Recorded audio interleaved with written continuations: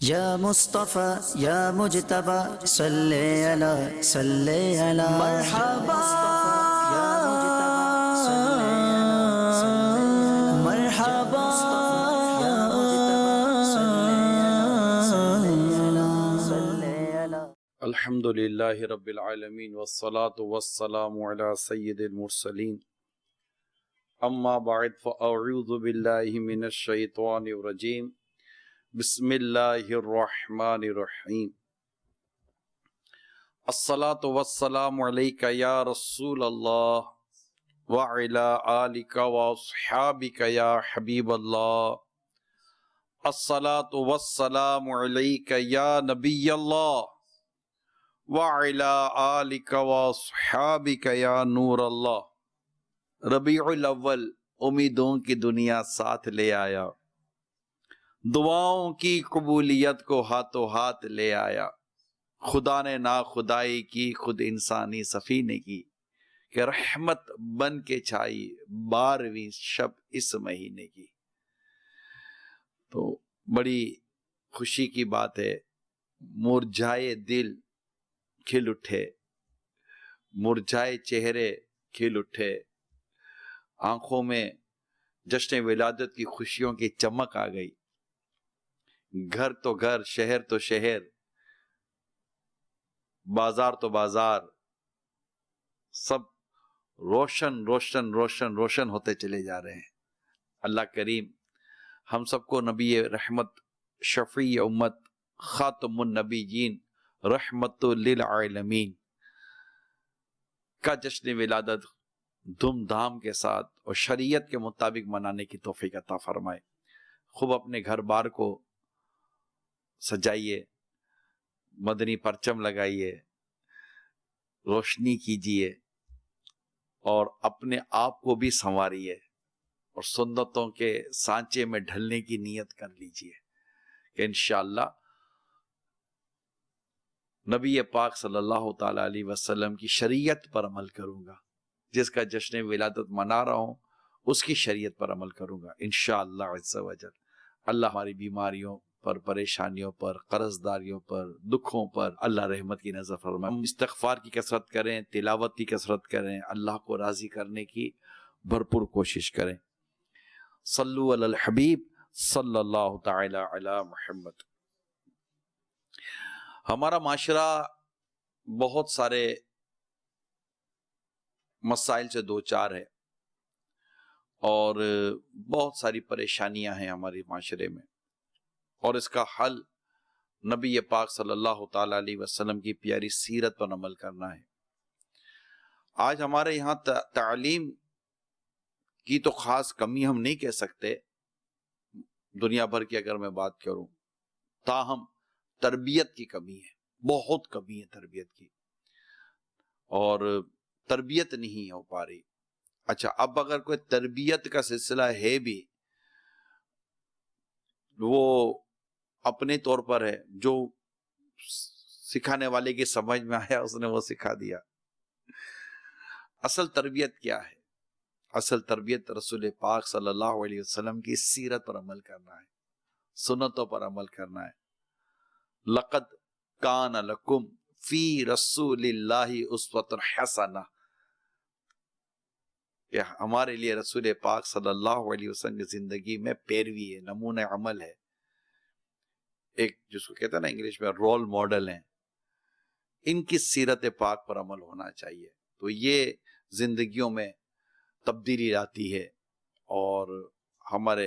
کردار کو بہتر بناتی ہے، ہمارے معاشرے کو بہتر بناتی ہے۔ نبی پاک صلی اللہ تعالی علیہ وآلہ وسلم کے حسن اخلاق، جس کی تعریف خود قرآن کریم میں اللہ تعالیٰ فرماتا ہے کہ آپ اخلاق کے اعلیٰ مرتبے پر فائز ہیں۔ وَإِنَّكَ لَعَلَىٰ خُلُقٍ عَظِيمٍ، کہ بے شک آپ اخلاق کریمہ کے عظیم مرتبے پر فائز ہیں، یعنی آپ کے اخلاق کی بھی اللہ کریم تعریف فرماتا ہے۔ تو کردار مصطفیٰ صلی اللہ تعالی علیہ وسلم، کیونکہ اخلاق کی جب ہم بات کرتے ہیں، حسن اخلاق کی، تو وہ بڑا جامع لفظ ہے۔ یہ ایک دو ورڈ ہیں، حسن نون کے نیچے زیر ہے، یعنی حسن اخلاق، اچھے اخلاق، عمدہ اخلاق، عمدہ کردار، تو اس میں بہت وسعت ہے، اس میں بہت گہرائی ہے۔ یوں سمجھے کہ کردار کو درست کرنا ہے، محض مسکرا کر ملنا ہی اس نے اخلاق نہیں ہے۔ اور اس میں تو ہم چند لوگوں سے مسکرا کر ملتے ہیں، بقیہ سے منہ چڑھا کر ملتے ہیں۔ تو کچھ اخلاق کریمہ کی کچھ جھلکیاں آپ کے سامنے آج بیان کرنے کی کوشش کرتا ہوں، اور اس میں ظاہر ہے میری نیت بھی ہے کہ اس انداز کو ہمارے معاشرے میں عام ہونا چاہیے، بالخصوص ہمارے نوجوان اور ہماری یہ جو نسلیں ہیں، اسی طرح آنے والوں کی تربیت، اور جو ہمارے بڑے بوڑھے ہیں، سب کے لیے اس میں انشاءاللہ سیکھنے کو ملے گا۔ اس میں اساتذہ ہیں، ٹیچرز ہیں، پروفیسر لوگ ہیں، پروفیشنل لوگ ہیں، جو بھی ہیں، ارباب اقتدار ہیں، صاحب اقتدار ہیں، یا کسی بھی منصب پر فائز ہیں، امیر بھی ہیں یا غریب بھی ہیں، جو بھی ہیں، مرد ہیں یا عورت ہیں، ہر ایک کے لیے انشاءاللہ اس میں ایک رہنمائی اللہ کی رحمت سے آپ کو ملے گی۔ کئی حدیثیں جمع کی گئی ہیں اس عنوان پر، تو میں یوں سمجھیں کہ وہ حدیثوں میں جو کچھ مضامین آئے ہیں ان میں سے کچھ میں آپ کے سامنے بڑھانے کی کوشش کرتا ہوں۔ آقا مدینہ صلی اللہ تعالی علیہ وآلہ وسلم سب لوگوں سے زیادہ بردبار تھے، آپ میں برداشت بہت تھا، تحمل مزاجی بہت تھی، بردبار تھے، اور مسائل پریشانی جب آتی یا خدا نہ خواستہ کوئی جہالت کا آپ کے ساتھ انداز اختیار کرتا، معاذ اللہ کوئی اس طرح مطلب نازیبہ حرکت کرتا، تو میرے آقا صلی اللہ تعالی علیہ وسلم صبر کیا کرتے تھے، ضبط فرمایا کرتے تھے، جس کو ہم کہتے ہیں تحمل مزاجی، بردباری تھی، جس کی آج کمی ہے یا نہیں ہے اس کا تو مظاہرہ آپ سڑکوں پر گھومتے رہتے ہیں، مسجد میں جھگڑتے لوگ، جگہوں کے لیے جھگڑتے ہیں، وضو خانے پر جھگڑا کرتے ہیں، ایسی ہماری عجیب کھوپڑی ہو گئی ہے، کوئی مطلب کہ برداشت ہے، جس سے لگتا ہے کہ برداشت سے تو رخصت ہو گئی ہے، وضو خانے پہ لڑتے ہیں لوگ، اور بسوں میں جائیں تو لڑیں گے، ویگنوں میں لڑیں گے، بس اسٹاپ پہ لڑائی شروع ہو جائے گی، پڑوسی سے لڑ رہا ہوتا ہے، ارے بھائی کیا ہوا، اور کوئی بات ہی نہیں ہوتی، معمولی سی بات ہوتی ہے، مگر جھگڑا ہو جاتا ہے، ہاتھا پائی ہو جاتی ہے، دو دوستوں کو بلا لیا، او میں نہیں چھوڑیں گے، راستے میں کیوں گھورا، اب گھورنے پر بھی لڑائی ہوتی ہے ہمارے یہاں، ارے بھائی کچھ تو سوچو بھائی، کیوں لڑ رہے ہو؟ میرے آقا صلی اللہ تعالی علیہ وسلم نے بڑا پیارا ارشاد ہے، ایک طویل حدیث ہے، ایک حدیث ہے، حدیث میں کتنا سب خوبصورت سا ایک حصہ بھی ہے، یہ اللہ کے بندو بھائی بھائی ہو جاؤ، کیا بات ہے، آقا کیا فرماتے ہیں، اللہ کے بندو بھائی بھائی ہو جاؤ، قرآن کہتا ہے انما المؤمنون اخوۃ، مسلمان بھائی بھائی ہیں، ہائے ہائے، کیا یوں ہم یوں لڑیں گے؟ اچھا بات پر لڑائی ہے، کوئی دکھ نہیں ہوتا، گھروں میں بھی لڑائی ہے، ماں بیٹے لڑ پڑتے ہیں، باپ بیٹے لڑ پڑتے ہیں، ماں اور بیٹیاں لڑ پڑتی ہیں، گھر والے بھی لڑ پڑتے ہیں، اب جب کوئی سمجھدار آدمی آئے میدان میں کہ بھائی کیوں جھگڑ رہے ہو، جھگڑے کی کوئی آوازہ نہیں، ارے بھائی تو کیا بات ہوئی، ٹھیک ہے، درگزر سے کام لیں، برداشت سے کام لیں۔ میرے آقا صلی اللہ تعالی علیہ وسلم کے ساتھ کیا کچھ نہیں ہوتا تھا، کیا کچھ نہیں ہوتا تھا، آپ کو کیسی تکالیف دی گئی، 3 سال سوشل بائیکاٹ، شعب ابی طالب اور دیگر کفار سے کتنی اذیتیں پہنچی، وہ قریبی رشتہ دار جو مسلمان بھی نہیں ہوئے تھے، کتنی اذیتیں دی، لیکن میرے آقا صلی اللہ تعالی وسلم نے بردباری فرمائی، برداشت فرمایا، تحمل مزاجی کا درس دیا اپنی امت کو۔ نمبر 1، پھر سرکار صلی اللہ تعالی علیہ وآلہ وسلم سب سے زیادہ سخی تھے، سخاوت اور ایثار دونوں میرے آقا صلی اللہ تعالی علیہ وسلم میں اس قدر تھا کہ بس بیان کیا کرے گا انسان، عقل دنگ رہ جاتی ہے کہ ایسی سخاوت، ایسا ایثار، اعلیٰ تو دیکھتے ہیں نا، واہ کیا جود و کرم ہے شہ بطحا تیرا، نہیں سنتا ہی نہیں مانگنے والا تیرا۔ سوچے سخاوت اور ایثار کا عالم کیا ہوگا کہ نہیں سنتا ہی نہیں، میرے آقا کی بارگاہ میں نہیں تھا ہی نہیں، مانگنے والے کو عطا کرتے تھے، مانگنے کا شعور دیتے ہیں، جو بھی مانگو حضور دیتے ہیں۔ تو یہ بڑا ایک خوبصورت کردار مبارک کا ایک حصہ میں نے بیان کیا۔ سخاوت، اپنے بچوں کو بھی سکھائیں سخاوت، خود بھی سیکھیں سخاوت۔ بخیل کا، کنجوس کا کوئی دوست نہیں ہوتا، سخی کے تو بس دوست ہی دوست ہوتے ہیں۔ ہاں واقعی سخی کے دوست ہی دوست ہوتے ہیں، سخی کے گرد جھمکٹا جمع رہتا ہے، سخی سے لوگ محبت کرتے ہیں۔ دیں، چاہے تھوڑا دیں، اپنی جو اللہ نے آپ کی وسعت اور جو اللہ نے آپ کو حیثیت دی اس کے مطابق دیں۔ گھر میں ایک انڈا ہی دے دیں، مٹھی بھر آٹا ہی دے دیں، ایک کھجوری دے دیں، دے تو صحیح، 1 روپیہ ہی دے دیں، سکہ ہی ڈال دیں، کسی کی یوں مدد کر دیں۔ میرے آقا صلی اللہ تعالی علیہ وسلم کی شان پاک میں آپ کو بیان کروں کہ نبی پاک صلی اللہ تعالی علیہ وسلم کی کوئی رات ایسی نہ گزرتی کہ آپ صلی اللہ تعالی علیہ وسلم کے پاس کوئی درہم و دینار ہوتا، حتیٰ کہ اگر کوئی شے بچ جاتی اور کوئی لینے والا نہ ہوتا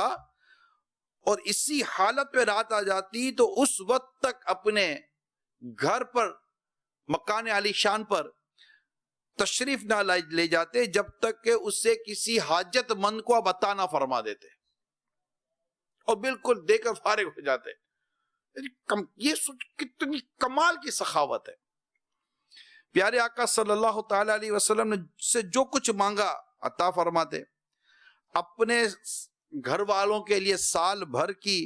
خوراک کا انتظام فرماتے اور اس میں سے بھی لوگوں کو عطا فرماتے۔ اپنے لیے کچھ نہ رکھتے لیکن گھر والوں کے لیے سال بھر کے خوراک کا، راشن کا انتظام فرماتے۔ کیا آپ کا میرے توکل اور میرے گھر والوں کے توکل میں فرق تو ہوگا نا؟ تو ایک جو شریعت کو جو مطلوب، اور وہ یہ بھی شریعت ہی عطا فرمائے میرے آقا صلی اللہ تعالی علیہ وسلم نے، تو جو گھر کے لیے جو سال بھر کا خوراک ہوتی اس میں سے بھی آپ عام لوگوں کو عطا فرما دیتے، اور بسا اوقات سال گزرنے سے پہلے وہ کئی شے وہ ختم ہو جاتی چیزیں، پھر دوبارہ لینا پڑتا تھا، ضرورت پڑ جاتی تھی۔ اور کیفیت یہ تھی، کئی دنوں تک میرے آقا کے در دولت پر یوں سمجھے چولہا نہیں جلتا تھا، اور یہ اختیاری تھا میرے آقا صلی اللہ تعالی علیہ وسلم کا۔ تو یہ سخاوت کی میں نے جھلک بیان کی ہے۔ کئی چیزیں مجھے بیان کرنی، میں تھوڑی چیزیں بیان کرتا ہوا آگے بڑھ رہا ہوں۔ اسی طرح میرے آقا صلی اللہ تعالی علیہ وآلہ وسلم کی عاجزی کا یہ عالم تھا کہ اپنے نالین، یعنی اپنے چپل، اپنے نالین پاک، نالین مبارک، یہ خود ہی اس کو گانٹ لیتے، اس کو درست فرما لیتے۔ اسی طرح میرے آقا صلی اللہ تعالی علیہ وسلم اپنے کپڑوں میں خود ہی پیوند لگا لیا کرتے۔ یہ اب تو خیر ہمارے یہاں کیا پیوند کوئی لگاتا ہے، پیوند کا تو ہے ہی نہیں، جوڑ لگا دینا کہیں، جیسے ہمارے جیسے میرا کوئی کپڑا کٹ گیا یا پھٹ گیا تو میں یہاں سے کوئی جوڑ لگا لوں وغیرہ وغیرہ۔ ہم سے تو سچی بات ہے اپنے ہی کرتے کا بٹن نہیں سیا جاتا۔ آپ اور میں ابھی اپنا حال دیکھ لیں، آپ اور میرا بٹن بھی ٹوٹ جائے تو ہم لوگ بھی گھر والے سے بٹن سے لگوا دیتے، حالانکہ بٹن سینے میں کتنی دیر لگتی ہے۔ مجھ سے اور آپ سے شاید اپنے کپڑے استری بھی نہیں ہوتے جو ہم پریس کر کے پہنتے ہیں، نہ وہ ہم سے یہ نہیں ہوتا بھائی۔ ہم سے ہمارے جوتے صاف نہیں ہوتے، گانٹھنا اپنی جگہ پر، جوتے صاف نہیں ہوتے، جوتے پالش نہیں ہوتے، ہم خود ہمارے جوتے دھو نہیں سکتے، ہم خود ہمارا رومال نہیں دھو سکتے، ہم اپنے پاؤں میں پہننے والی جو شاکس ہوتے، موزے جوراب، وہ ہم نہیں دھو سکتے۔ ہمارا معاملہ بڑا عجیب و غریب ہے۔ ہم سے یہ چیز جو ہمارے یہ اتنی مطلب بھاری بھرکم چیزیں نہیں ہیں، یا تو کوئی اتنا میں کوئی ہیوی چیزیں نہیں بیان کر رہا، ہم سے نہیں ہوتے۔ میرے آقا صلی اللہ تعالی علیہ وسلم گھر کے کام کاج میں مدد فرمایا کرتے تھے، یہاں تک لکھا ہے کہ اپنی ازواج مطہرات امہات المومنین کے ساتھ گوشت کے ٹکڑے کر لیا کرتے تھے۔ یعنی یہ جو کچن سے ریلیٹڈ جو کام ہے اور یہ جو کپڑے وغیرہ سے ریلیٹڈ جو کام ہے یا گھر بار کے کام کاج سے ریلیٹڈ جو چیزیں تھی، وہ میں آپ کو عرض کر رہا ہوں کہ نبی پاک صلی اللہ تعالی علیہ وسلم کی سیرت کے یہ پہلو ہیں۔ ہمارے نبی پاک صلی اللہ علیہ وسلم یہ اپنی امت کو آپ نے سکھایا ہے اور کر کے بتایا ہے، اور فرمایا کہ تم میں سے بہتر وہ ہے جو اپنے گھر والوں کے لیے بہتر ہے، اور میں تم سب سے زیادہ اپنے گھر والوں کے لیے بہتر ہوں۔ یعنی زندگی کے یہ مختلف ہماری تقسیم ہے، مطلب یہ ہمارے مختلف پورشنز ہیں۔ کام کاج جو کاروبار کرتے ہیں، ہم تجارت کرتے ہیں، روزگار کماتے ہیں، یہ ہماری زندگی کا ایک پورشن ہے، ایک حصہ ہے زندگی کا۔ سمجھ رہے ہیں آپ؟ کیونکہ اب تھوڑی دیر پہلے آپ دکان پر تھے، بازار میں تھے یا کہیں اور تھے، ٹھیک ہے، لیکن اب وہاں سے نکل کر آپ مسجد میں آئے، وہ زندگی کا ایک حصہ تھا آپ کا، بازار، دکان۔ اب وہاں سے نکل کر آپ کی زندگی کا ایک دوسرا پورشن شروع ہوا ہے، آپ اس وقت مسجد میں ہیں، اور جو اس وقت گھروں پر ہیں وہ اس وقت گھر بار کام کاج سے ہو کر گھروں میں ہیں۔ یہ زندگی کا ایک حصہ ہے۔ پھر آپ اپنے رشتہ داروں میں ہیں، اپنے دوستوں میں ہیں۔ اب جب گھر میں ہیں تو گھر کے کام کاج کے معاملے سے، آپ کاروبار کی جگہ پر وہاں کے لوگوں کے میل جول کے تعلق سے، یہ سب ایک آپ کے میرے کردار کے یہ سارے مطلب پورشن سے ہمارا کردار ہر جگہ پر پرفیکشن کے ساتھ چلتا ہو، بہترین طریقے کار کے تحت ہم چلتے ہوں۔ جب ہم نبی پاک صلی اللہ علیہ وسلم کی سیرت مبارک کا مطالعہ کرتے ہیں، پڑھتے ہیں، تو ہمیں یہ چیزیں ملتی ہیں کہ نبی پاک صلی اللہ تعالی وسلم، صحابہ کرام میں آپ کی جو کیفیت مبارک تھی وہ کیا تھی، گھر میں آپ کی جو کیفیت مبارک تھی وہ کیا تھی۔ اسی طرح دیگر مواقع پر جب تجارت کے لیے تشریف لے گئے، حضرت خدیجہ الکبریٰ رضی اللہ تعالی عنہا کا جو مال تجارت دے کر جو آپ تشریف لے گئے، اور آپ کے ساتھ حضرت ام المومنین خدیجہ الکبریٰ رضی اللہ تعالی عنہا کا کہ جو غلام تھے وہ بھی آپ کے ساتھ تھے، انہوں نے واپس آ کر جو بتایا کہ سرکار مدینہ صلی اللہ تعالی علیہ وسلم کیا سفر میں انداز کیا تھا، تجارت کا انداز کیا تھا، آپ کی اپنی سیرت کتنی پاکیزہ اور پاک دامن تھی، آپ کی ایمانداری، آپ کی دیانت داری اور عاجزی، شفقت و محبت، یہ سب چیزوں سے بیان کی۔ پھر نفع بھی ٹھیک ٹھاک ہوا نا۔ تو یہ وہ خوبصورت سے آپ کی اس سفر کے خوبصورت پہلو جب حضرت خدیجہ الکبریٰ رضی اللہ تعالی عنہا کے آگے بیان ہوئے، تو آپ نے اپنے رشتے کا پیغام نبی پاک صلی اللہ تعالی وسلم کی طرف بھجوایا، جبکہ اس وقت بڑے بڑے رئیس اور بڑے بڑے نامور لوگوں کے نکاح کے پیغام آپ کے لیے آ رہے تھے، مگر آپ قبول نہ فرماتی۔ آپ نے اپنا پیغام کسی ذریعے سے سرکار مدینہ صلی اللہ تعالی علیہ وسلم کی طرف بھجوایا، اور آپ ام المومنین بنی، اور بڑا مطلب کہ آپ کا اس معاملے میں ایک آپ کی سیرت کا ایک پہلو ہے، اور خود یہ ایک پہلو ہے کہ اگر آپ نبی پاک صلی اللہ تعالی علیہ وسلم کی مبارک سیرت کو اگر ہم پڑھتے ہیں تو ہمیں نبی پاک صلی اللہ علیہ وسلم کی سیرت میں امہات المومنین رضی اللہ تعالی عنہما، ہماری امی جان جن سے میرے آقا صلی اللہ علیہ وسلم نے شادیاں فرمائی، جو آپ کے نکاح میں آئیں، پھر آپ نے ان کے ساتھ زندگی کا ایک وقت گزارا، ان کے جب ہم بیانات پڑھتے ہیں کہ انہوں نے نبی پاک صلی اللہ علیہ وسلم کے شان میں جو جو باتیں بیان کی کہ آپ گھر میں کیسے تھے، ان کے ساتھ کیسے تھے، انداز پاک کیا تھا، اور مختلف چیزیں، وہ ایک زندگی کا اپنا پہلو ہے۔ تو ہم ان چیزوں پر غور نہیں کرتے، ہم بھی تھوڑا بہت ون سائڈ ہی چلتے ہیں کہ بھئی یہاں آئے تو چلو یوں ہو گئے، وہاں آئے تو یوں ہو گئے۔ نہیں، نبی پاک صلی اللہ علیہ وسلم کی سیرت میں ہمارے لیے ہر زندگی کے جتنے بھی ہمارے پورشن، حصے، ڈپارٹمنٹ بنے ہوئے ہمارے زندگی کے روز مرہ کے، ان سب میں بستر پر کیسے ہونا چاہیے، بستر سے اٹھتے وقت کیسا ہونا چاہیے، اپنے کپڑوں کے لیے کیسے ہونا چاہیے، اپنے گھر کے لیے کیسا ہونا چاہیے، گھر والوں کے لیے کیسا ہونا چاہیے، رشتہ داروں کے لیے کیسا ہونا چاہیے، ان سب کے حسن سلوک کے تعلق سے ہے۔ حلیمہ سعدیہ رضی اللہ تعالی عنہا کے ساتھ جو آپ کا انداز مبارک تھا، وہ ام ایمن رضی اللہ تعالی عنہ کہ جب نبی پاک صلی اللہ علیہ وسلم آپ اپنی امی جان کے ساتھ واپس تشریف لا رہے تھے، تو راستے میں امی جان کا جو انتقال ہو گیا، تو ایک حصہ آپ کی جو پرورش کا تھا وہ ان کے پاس گزرا ان کے ساتھ آپ کا انداز، پھر آپ کی رضائی بہن کے ساتھ آپ کا انداز، اس طرح مختلف انداز کو اگر آپ پڑھیں، غزوات میں میرے آقا کا انداز کیا تھا، اسی طرح مشوروں میں جب میرے آقا صلی اللہ تعالیٰ علیہ وسلم اپنے صحابہ کرام سے مشورے کیا کرتے تھے، ان مشوروں میں آپ کا انداز مبارک کیا ہوا کرتا تھا، جب آپ وعظ و نصیحت بیان فرمایا کرتے تھے اس وقت آپ کا انداز مبارک کیا تھا، جب آپ نماز ادا فرماتے تو نماز میں آپ کا انداز مبارک کیا تھا، تلاوت فرماتے تو انداز مبارک کیا تھا، تلاوت سنتے تو انداز مبارک کیا تھا، جب کھانا کی دعوت دیتے تو انداز مبارک کیا تھا، کھانے کی دعوت پر تشریف لے جاتے تو انداز مبارک کیا تھا، کسی کو کھانا کھانے کی طرف ترغیب دلاتے تو آپ کا انداز مبارک کیا تھا، اور جب خود کھانا تناول فرماتے، کھانا کھاتے تو آپ کا انداز مبارک کیا تھا۔ یہ سب سوچنے سمجھنے کی باتیں اور پڑھنے کی باتیں میں بیان کرنے کی کوشش کر رہا ہوں۔ حدود اللہ کے تعلق سے آپ کا انداز مبارک کیا تھا، شفقت و محبت و نرمی کے تعلق سے آپ کا انداز مبارک کیا تھا، درگزر کے تعلق سے آپ کا انداز مبارک کیا تھا۔ تو ان سب کو پڑھنے اور سمجھنے کی پیارے اسلامی بھائیوں ہمیں ضرورت ہے۔ آج اپنی ان زندگی کے مختلف پہلو کا جائزہ لیں، اسلامی بہنیں اس میں اپنے تعلق سے لیں، اسلامی بھائی اس میں اپنے تعلق سے لیں، اور دیکھیں کہ دعوت اسلامی ہمیں کس طرح تربیت کا ایک انداز دے رہی ہے۔ تربیت نبی رحمت صلی اللہ تعالی علیہ وسلم کی سیرت پر عمل کرنے سے ہماری بہتر تربیت ہوگی، یہ یاد رکھیے گا۔ یہی صحابہ کرام علیہم رضوان نے یہیں سے فیض لیا اور ایسا عمل اختیار کیا کہ یہ ہدایت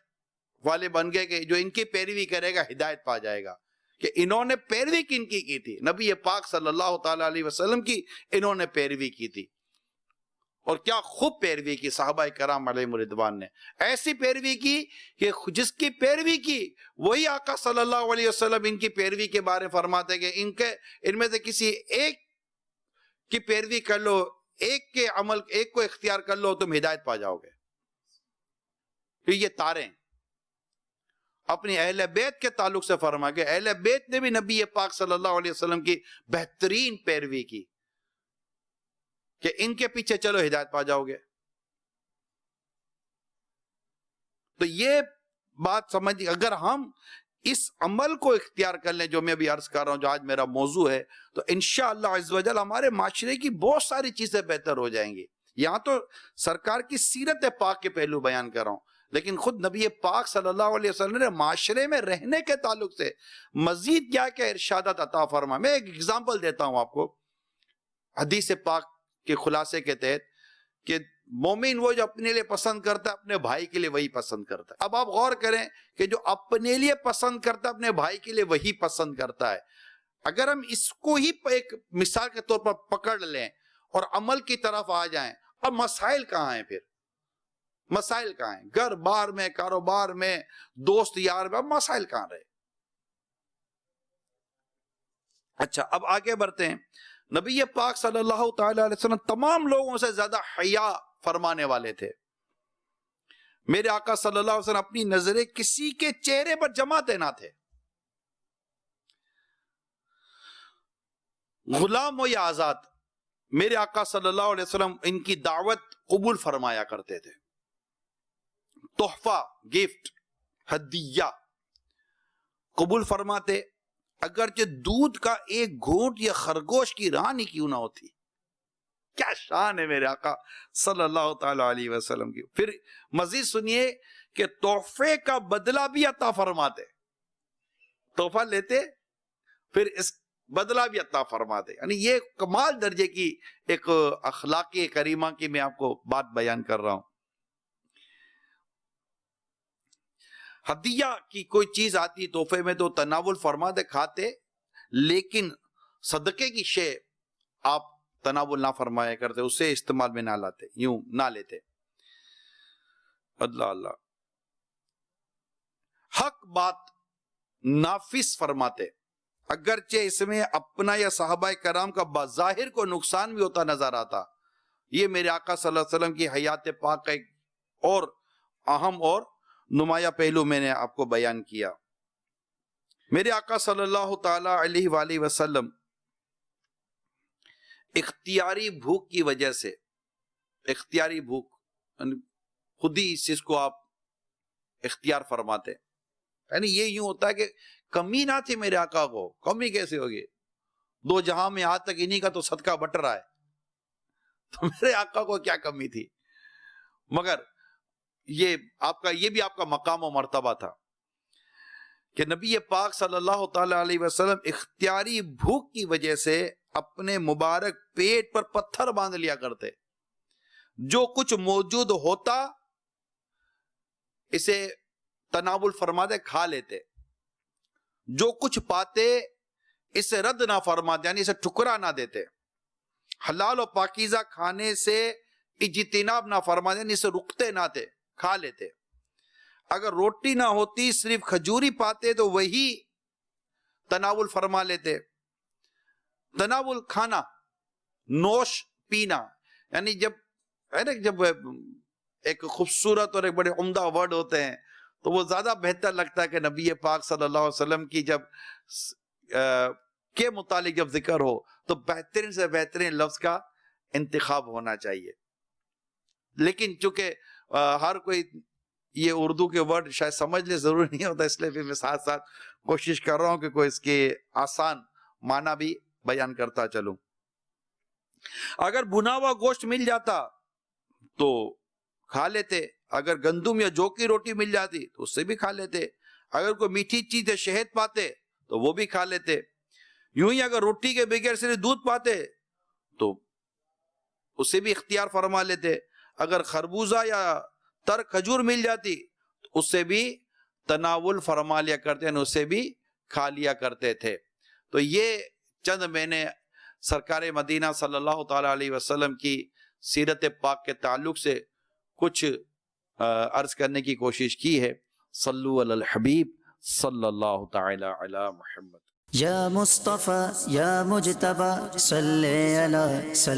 علی مرحبا.